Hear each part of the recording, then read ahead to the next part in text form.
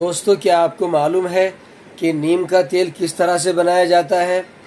इसको आप इस तरीके से बना सकते हैं कि इसमें आप नीम के बीज यानी कि नीम की निबोली भी डाल सकते हैं, पत्ते भी और छाल भी।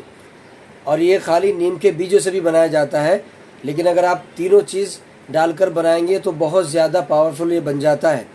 यानी कि थोड़ी सी नीम की छाल लें और नीम के बीज और नीम के पत्ते ये बराबर बराबर ले लें और इसको 1 लीटर पानी में आप रात को भिगा करके रख दें और सुबह उसमें 1 ही लीटर सरसों का तेल या राई का तेल डाल करके खूब पकाएं। इतना पकाएं कि इसका जो पानी था वो जल जाए और तेल बाकी रह जाए। बस इसको छान करके साफ़ करके शीशी में रख लीजिए।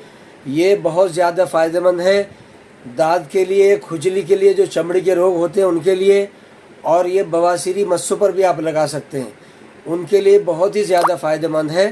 बस आपको करना ये है कि तीनों चीज़ बराबर लेनी है। तकरीबन 200 ग्राम तीनों चीज़ ले लें, यानी कि नीम के बीज और नीम के पत्ते और नीम की छाल।